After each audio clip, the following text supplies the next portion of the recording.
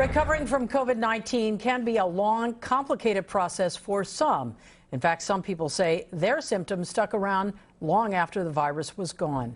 NBC4's Gordon Tokumatsu talked to one of those so-called long haulers who shared a word of caution. Elisa Wishan says she used to run up these stairs to her Porter Ranch apartment. Now it's a challenge just to walk them. So what keeps you up at night? What do you fear the most? Not being able to breathe. It started in March, she tells us. She'd been hospitalized following spinal surgery and was recuperating in a rehab center. One morning, she noticed headaches, sore throat, and chills. I actually literally had 103 fever, and then it went up to 103.7. She never got sick enough to be hospitalized after testing positive for COVID-19, and after she tested negative twice in mid-April, she thought that was the end of it. For a couple of weeks, she even felt her strength returning. Then, suddenly... Left leg completely numb. My hands were starting to get really, tingling sensations. A lot of things were happening. And that's not all. Her symptom list now includes chronic fatigue, joint pain, headaches, even brain fog. I talk to you and I sometimes miss a word or I can't grab it. She is no longer contagious.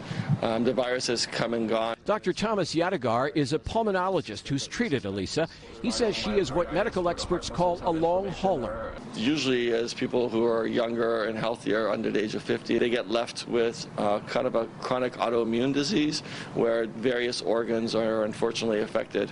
The percentage is relatively small, but there are already online support groups for long haulers, which often count membership in the thousands. Now I have physical therapy people coming here. Like Elisa, long haulers find themselves living with costly and debilitating conditions, which require constant care. How many doctor appointments do you have today? 3.